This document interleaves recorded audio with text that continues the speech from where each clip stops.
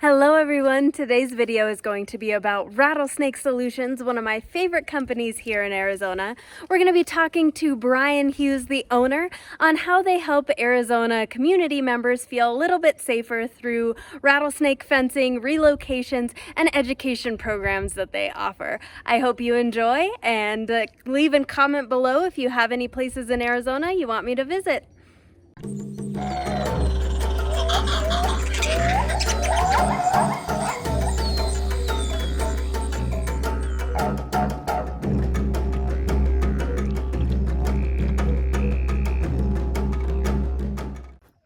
All right, so we made it to the beautiful Rattlesnake Solutions building. I'm so excited to see the inside. So let's head in and check it out. How did you get started with Rattlesnake Solutions? Probably the same way that a lot of us do, just being a nerd that likes snakes and lizards when I was a kid. And then you get all the dinosaur books you can, and then when you run out of dinosaur books, what's there? Reptile books. I lived in Oregon, so we didn't have rattlesnakes yet, but I had lots of garter snakes and newts and salamanders. So caught a lot of those and then kind of fell out of it in high school. I didn't know you could do that in high school. But then when I moved to Phoenix when I was 19, I found a rattlesnake in my garage when I was going to work one day. And it kind of rekindled this whole thing of, yeah, I guess you can do this as an adult. And I have completely ruined my life afterwards doing nothing else, and my family's too. That's great. I love it. Well, let's see some of the animals that you have in here. Do you have a favorite? Well, currently it's probably these little guys. So you can't probably see them very good. Maybe if you come on this side you can see them. That is a little tiny brand new baby twin spotted rattlesnake. Oh. So we were given a permit from the Arizona Game and Fish Department to collect a pair of these and then breed them so that we can make sure that other educational institutions and zoos, colleges are able to have specimens because a lot of the ones that are out there right now are old or dying or of poached origin. So it's just kind of a way to get control of that. So I'm really excited that that's working. It's like when you first start keeping snakes, to know that I would be breeding these protected animals sometime would be. Rattlesnakes, they don't lay eggs like other animals, right? Yeah, they give live birth. So came home and looked at the female, and there were 3 little tiny guys, and those are already almost twice as big as they were when they were born, and that wasn't too long ago. So they are eating like crazy, growing like crazy, and hopefully won't need as much hands-on care. And what are these tools for? So these are different tools that we use for different things in the room. These are kind of our small snake tools. So, you know, if you look at any videos that we've ever put out where we're catching snakes, we pretty much just use tongs. But there's a lot of different tools that you need to do, and there's a right tool for every job. So these are different tools. Like this is one that I'll use on very small snakes and kind of medium snakes. These are ones that I'll use for our speckled rattlesnakes. You kind of have different sizes and weights for different things. These things are the things I wish I didn't have to use as much. These are tools I use for assist feeding some of these babies. So if I get one of these little guys, I need to get it into this tube first, and then I get it into this tube, and now I have a snake with its head sticking out here, and then I can use these tools to kind of help it eat something. It's very tricky though, because I have about 2.5 inches between, you know, helicopter ride and success. So this last feeding, I'm really excited that they all ate pinky mice by themselves for the first time. So my fingers are very happy for that. Good. And do they eat frozen thawed, or did you have to do live for them? They have to do live, but it's progress. So just the fact that they're eating rodents and on their own at this young age is it's a big success thing for me. For sure. Originally I had to, take frozen thawed mice and cut legs off of it and do like things that would make somebody question whether you really like animals or not. A lot of these guys, I don't need to mess with them very much. So, and one thing that, say about snakes that we have too, this is, like I told you, you are, I think, the first person from this world that I've had in here. So this is not like a display collection. It's very much like the back room of a lot of display collections. Can you talk a little bit about what you do for the community? Because I feel like you have your hands in a lot of places that really help the valley. So I have extreme ADD for reals. So I'm just doing a lot of things at all different times. So I've joined a lot of the communities, and I think that one of the things that I've realized that I'm lucky to have, if my goal is to help people learn about snakes and keep snakes alive, is that doing the snake relocation work and interfacing with the community, every time that I go somewhere to catch a snake, I also talk to somebody that hates snakes and wishes they didn't have to talk to me at all. So that sounds like it might be a bummer, but it really gives you some insight in, well, these are people and they're worried about real things, and they just a lot of times don't have that information. So over, a decade plus of just trial and error of different message types and kind of applying a marketing perspective to it, there are some lines now that I can throw out and work with people that I can say that hate snakes, but I can at least get them to question it. And that's where I'm hoping to take a lot of this. I mean, they have legit concerns, right? I have small kids, I have pets, I'm worried about it. My neighbor's dog got killed by a snake. These are legitimate concerns, and fear of snakes is legitimate. Why is everyone... I know, everyone's all upset today. They just want to be on camera, that's all. Yeah. So that's our old Diamondback. I've had her almost the longest. She came from a backyard in Anthem, and she was very gravid. She was about to give birth any minute. So I didn't feel comfortable releasing her in that state. I was going to let her, we do this sometimes. If something looks like it's going to pop any second, we let her give birth, and then we go and release them all together after they've shed and recovered. In that time period, that whole area just got nuked by bulldozers because they were breaking ground on a new section of Anthem, and I didn't know about that. So she was homeless, and I started this program that same time. It's like, well, you need a home, and I need a Diamondback. So, and that's how I got my first Diamondback. So did you start doing rattlesnake fencing before the education portion of it? No, the fencing we kind of came into reluctantly by need. So we started out doing removals. And education, I was doing that kind of at the same time. I didn't know they were the same thing yet. And I think anyone that works with reptiles sees that they're kind of underdogs and wants to do some sort of education. But the fencing came from after years of us removing snakes in these yards that, well, we have this snake fencing. Why is a snake in a yard? Seeing that, well, these fences that people are putting up themselves or landscapers are putting up, they're not taking into account the snakes. I mean, that's the important part. Like, what can snakes do? What can they climb? How small spaces they can fit through. So one of the guys that was doing relocations with me, named Eric Ford, was like, hey, we should do this.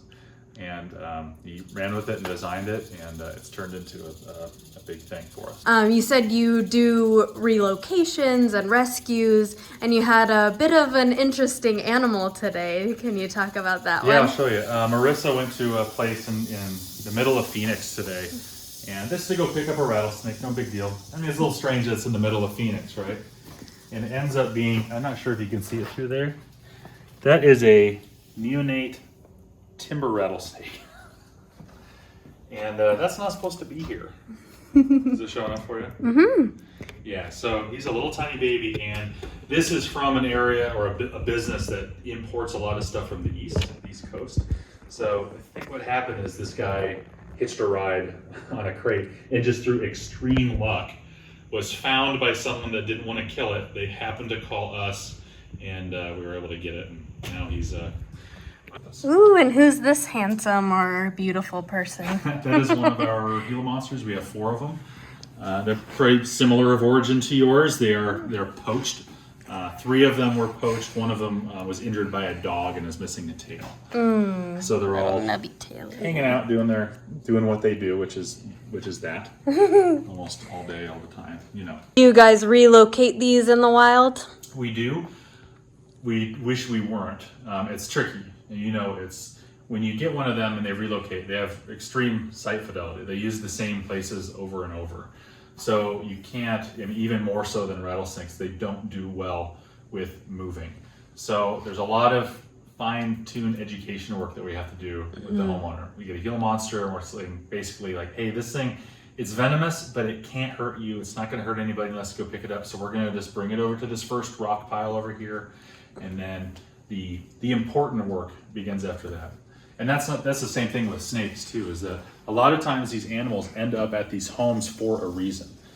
It can be a random thing, it can be just proximity, but a lot of times it's because we're providing habitat or providing situations that emulate areas in the wild that may no longer be there. So a wet garden, a place under the shed they can go hide, a rodent problem, those are all things that are useful. So those are the things we talk about with homeowners.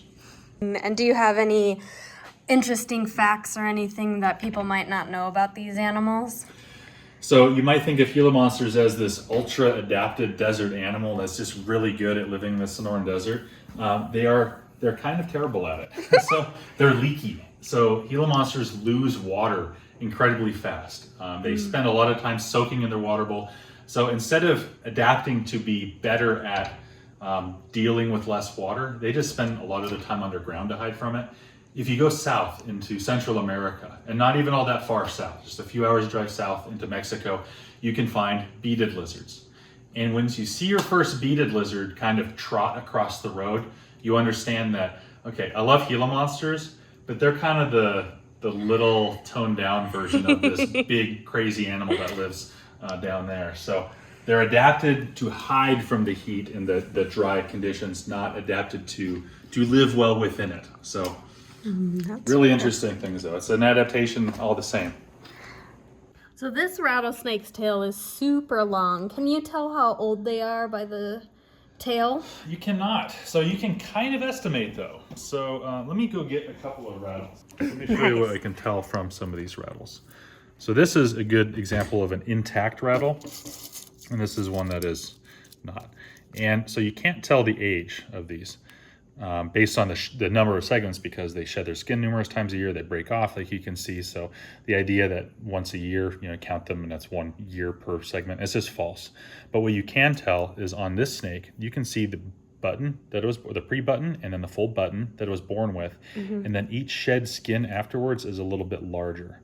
So you can say that if this snake was like this big, I might say, okay, this snake is 2.5, 3 years old, something like that. But more importantly, you can see its rate of growth. So as each shed skin leaves a segment that is slightly larger, you can see that this snake is growing and how fast it's growing. And then sometimes you get this little clunker like that. That might mean that snake had a bad year or had a bad time, it had a starving for whatever reason. That section of time that it shed wasn't as good. A snake like this, you can see that it's no longer tapering. Each segment is the same size as the one before. So this snake stopped growing before here. So you can make rough generalizations about whether this is a relatively young snake or an old snake, but it takes a lot of work to really do anything more specific than that. This albino was a wild occurring one too. That one was found in Anthem. Maybe, I don't know. Yeah, he's doing a lot better. So he really was pretty. He was dying. He was not having a good time. And I can see, I mean, if you're an ambush predator and you look like a banana, Right. probably not going to have a good time. I mean, at least he got big. Like, did. it's not just a neonate or baby. Yeah, we were wondering about that, and I think that, and it's not that albinos can't survive in the wild. I think that's the thing that I think a lot of collectors say is that, well, you have to save it. This one was legit dying, was starving, and maybe the reason that it survived for so long is because it was using the backyards adjacent to this canyon where there's a lot of diamondbacks.